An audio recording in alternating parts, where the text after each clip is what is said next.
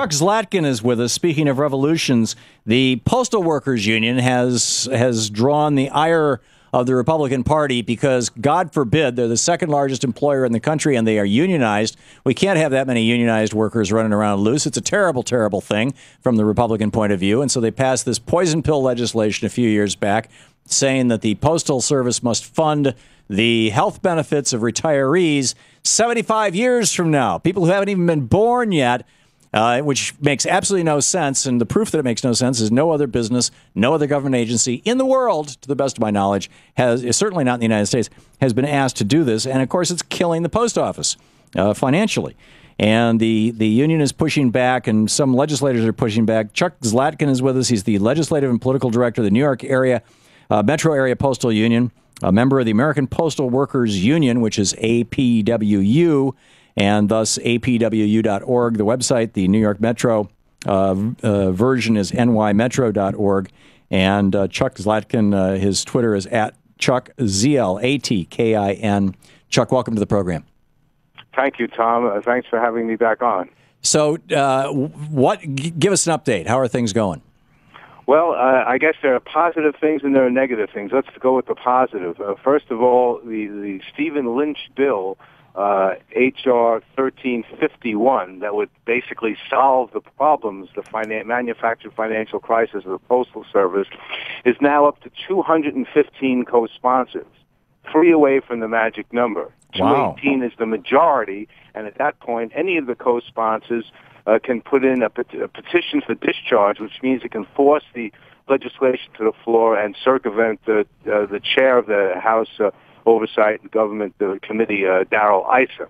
Right. So that's good news. Another good news is tomorrow, in every congressional district in the United States, there's going to be a Save the Postal Service rally at a local district office of the members of Congress. So if people are interested in attending that rally, they can go to SaveAmericasPostalService.org and click on events, and you can find out a rally that's being held near you.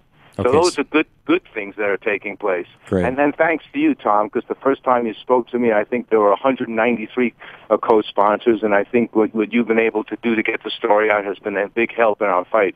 That's marvelous. The bad news is last week, Darrell Issa, who's made the postal workers the number one enemy of this week, marked up his bill in a subcommittee to try and force it to the floor. And his bill, which is 2309, which we call the Destroy the Postal Service Act, he added a new amendment to it, which was basically to have mandatory retirement for postal workers. Anybody who is eligible to retire, if this legislation went through now, would be forced to retire.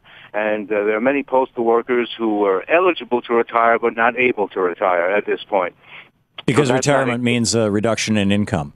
Well, and they're still ready to work, ready, willing, and able to work. Ready, willing, and able to work. And if people, putting kids through college or, caring for an elderly parent, it's not exactly the easiest thing to do it on a postal worker's retirement package. Mm-hmm. So ISA is hell-bent on pushing this thing through.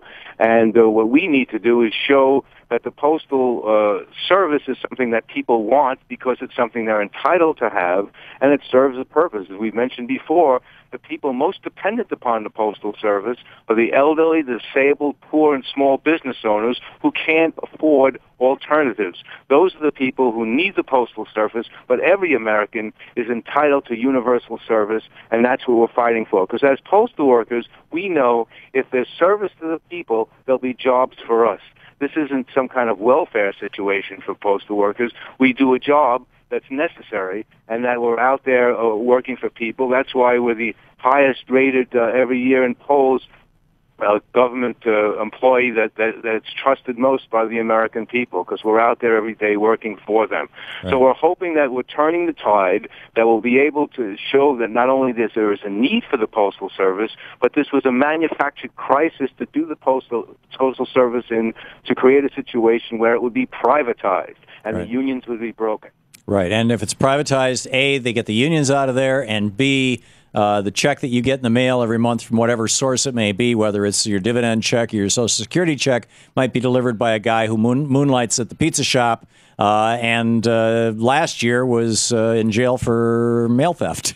I mean, it's just... Exactly. As I said to you before, Darrell Issa couldn't get a job in the Postal Service because he couldn't pass the vetting process. Because of his criminal record. Exactly. Right. Exactly. Which is pretty amazing, you know, when you think about it. That Darrell Issa, because of his criminal record, doesn't qualify for a job with the Postal Service, and yet he's the guy who is leading the charge to destroy it. It's absolutely amazing. We're talking with Chuck Zlatkin.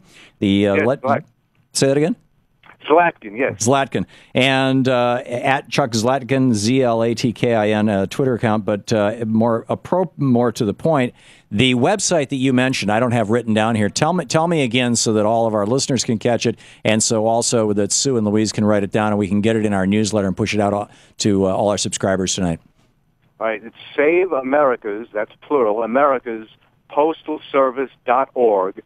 And you go there and click on events, and it will list the rally near you that will be taking place tomorrow between 4 and 5:30 p.m. locally in your area at a district office of your elected congressional representative. We're there either to thank them for signing on as co-sponsors to 1351 and asking them to stay strong, or we're demanding that they join the majority of American people and save the Postal Service.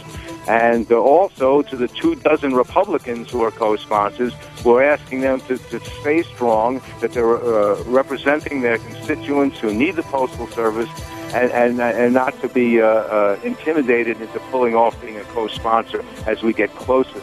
Well said.